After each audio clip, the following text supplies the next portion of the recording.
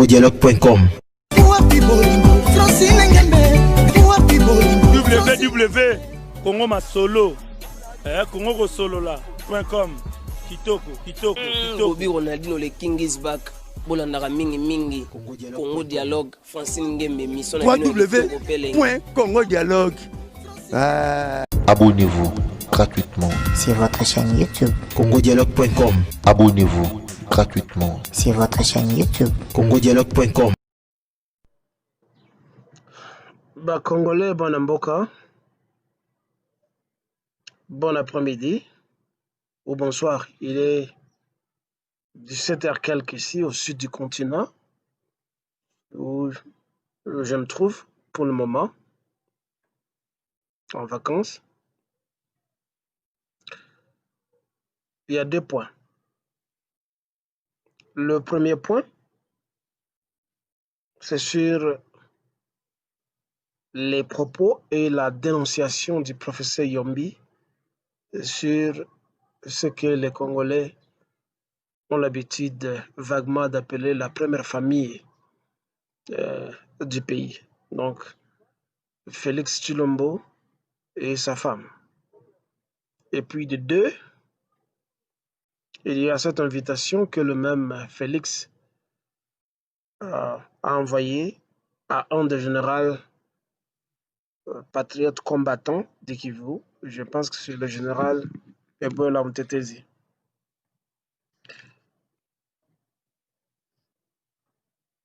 Les compatriotes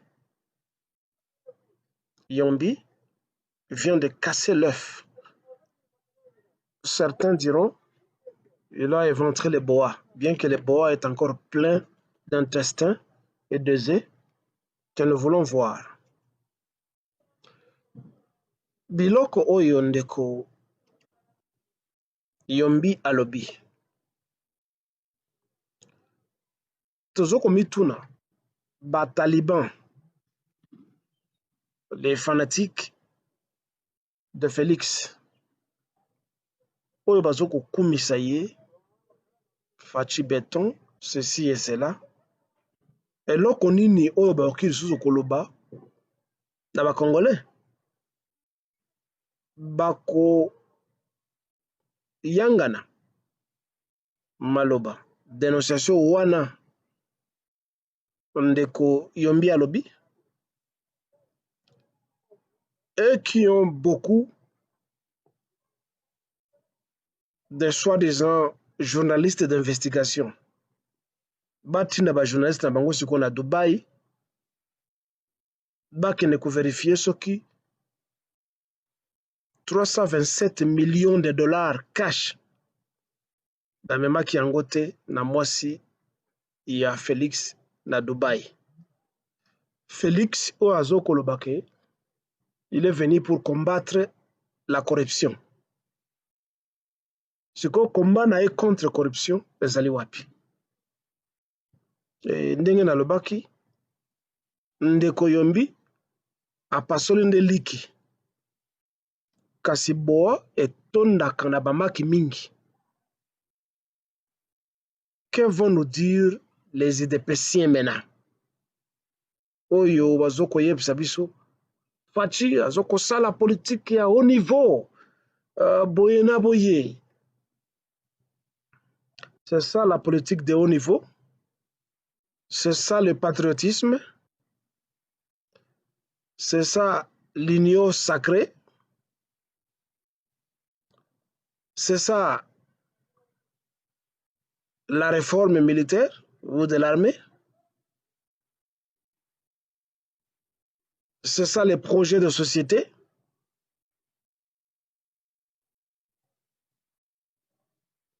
C'est une honte pour Nabiso, les Congolais, surtout les Idépéciens, au bazoko mibuka mikwa, mingongo na bango sekauki, bakumisaka, bakoze na bango oaza moyibi.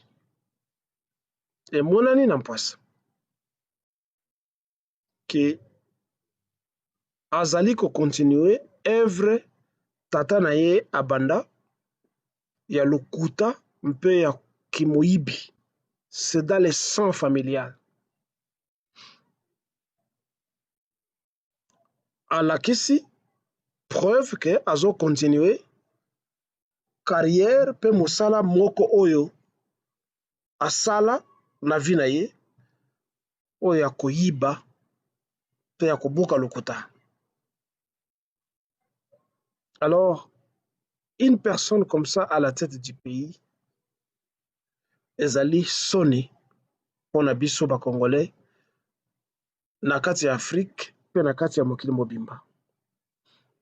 Vous m'excuserez, j'ai l'air un peu ébriété, je venais juste de me réveiller et j'ai ouvert mon WhatsApp quand j'ai reçu un message comme ça m'a poussé à lancer ce petit message. De deux,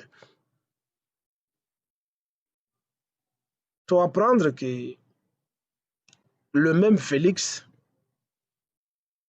a invité Général Moko Katiaba Maimai Oyazo Kobunda sur le relief ou la région du plateau au sud Kivu. Je pense que c'est le général Mtetezi Ebwela. Mtetezi de la Kisi na Swahili, le porte-parole. Kuteta. Na Swahili, et la Kisi Koloba. Donc un porte-parole.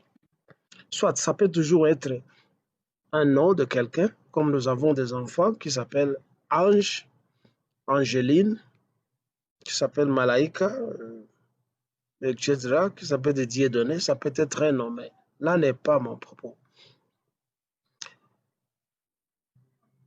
Je conseille aux combattants Maïmaï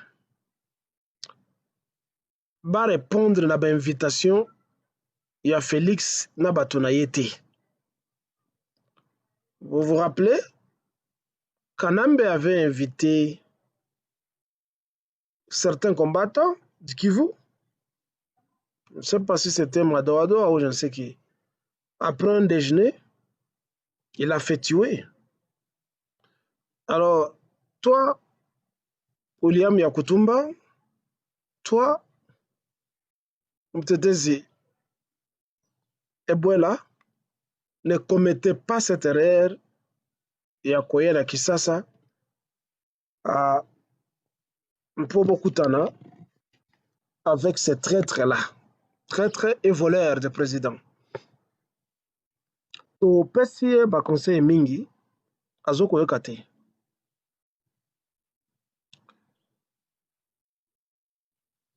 Quand bien même que Alingi Asala Soki ce qu'il appelle la réforme de l'armée, Boyate,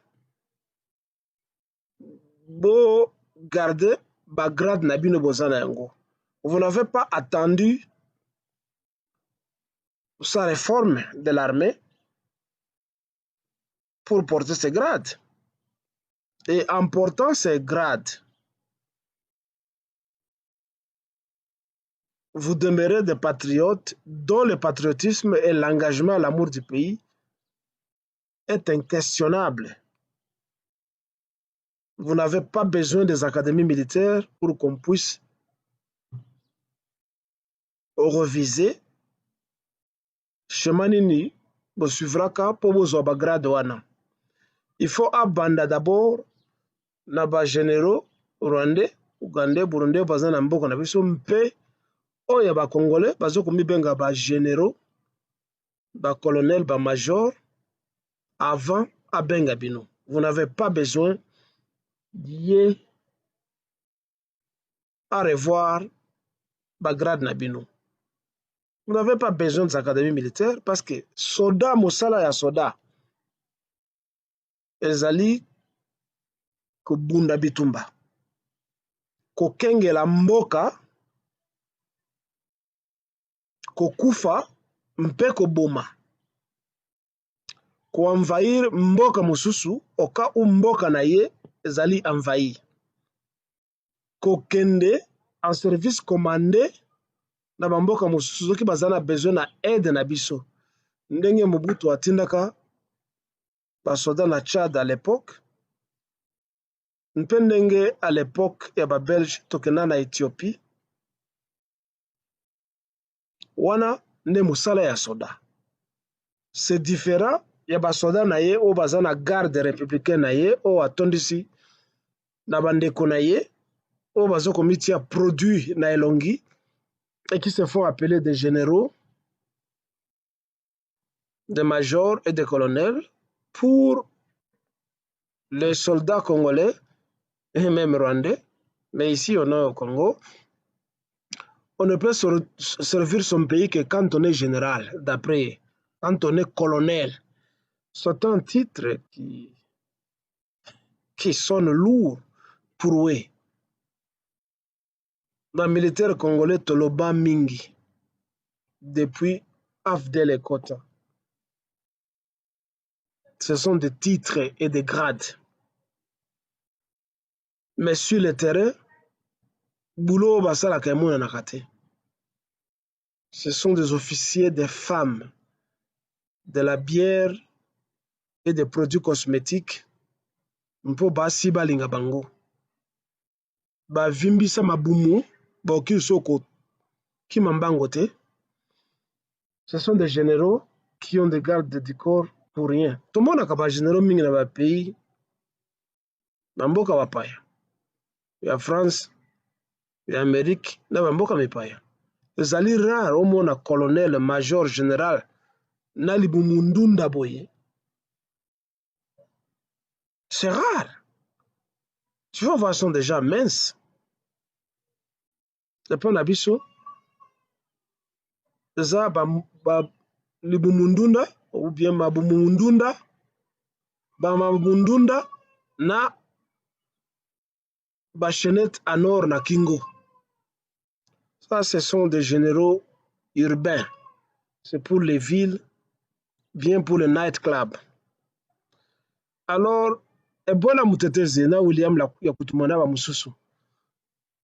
Vous n'avez pas besoin de rencontrer Félix Tshilombo.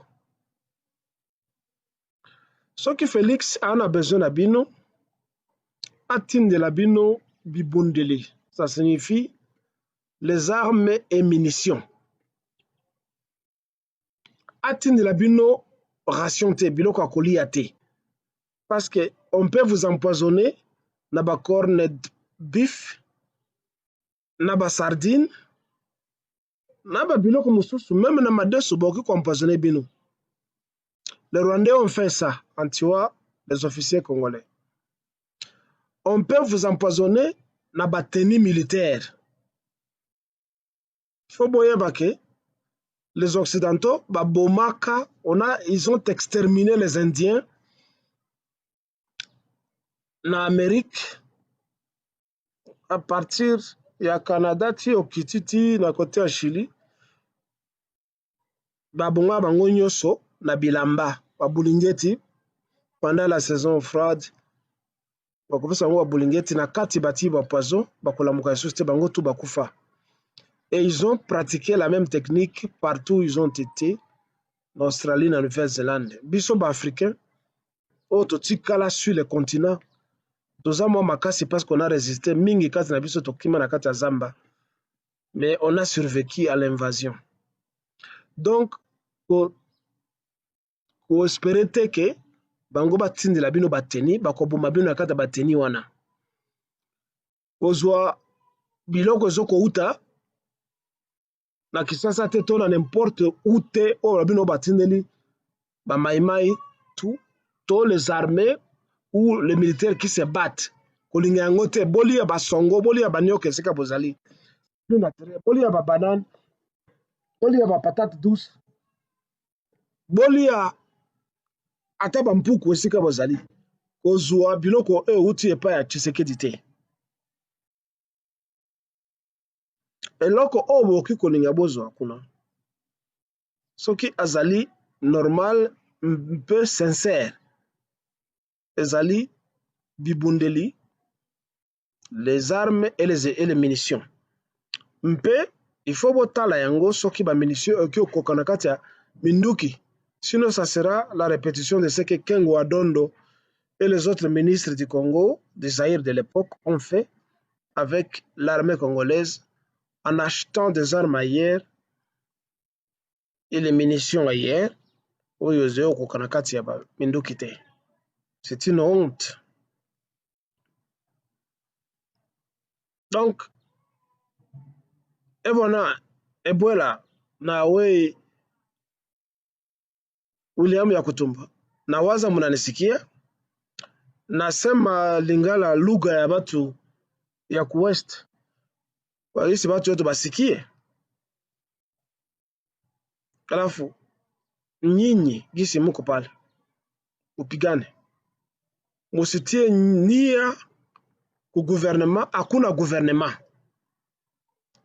Nous avons affaire à une cabale de malades mentaux, de voleurs, de jouisseurs, de phallocrates, des hédoniens ou les hédonistes qui sont là pour se réjouir seulement.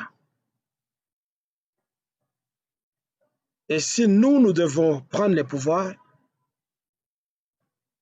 organisons-nous pour marcher sur Kinshasa. N'ayez peur de rien. Oh, la communauté internationale, oh, ceci, cela, oh, on ne peut pas prendre le pouvoir par un coup d'État. Ces derniers temps, ni bongo il est. Parce que quasi la communauté internationale a c'est faire tomber les gouvernements soit en titre légitime. Alors, faites ce que l'AFDEL a fait. Namutoke pale kwenye muko, contrôlons le Kivu, tuende kuo Zaïre et marchons sur Kinshasa. C'est l'unique façon. Kanambe n'est pas le seul ennemi. Félix Tshilombo est l'ennemi public numéro 1 pour le moment. Lui et sa cabale. Nous sommes fatigués de lui prodiguer des conseils. Il ne comprend pas. Son but primordial est celui de détourner le denier public. Alors, Futusongoje, il est bitou. Marchons sur Kinshasa. Et après cela, marchons sur tout le territoire du Congo. Ivio, on peut réorganiser le pays. Sans quoi, vous citiez ni à 15 jours, soit disant gouvernement à Kinshasa vous viendra en aide. Tout à continuer à souffrir kama hatuna nia ya expansion ya ile lutte tuko tunafanya. Popote muko mujiorganize, muache nusu ya batu bagarder territoire nye muna conquérir et marchons sur Kinshasa pour mettre fin à la cabale Luba au pays. Un certain dimanche qu'il est aujourd'hui. Abonnez-vous gratuitement Sur votre chaîne YouTube. congodialogue.com. Abonnez-vous gratuitement Sur votre chaîne YouTube. congodialogue.com.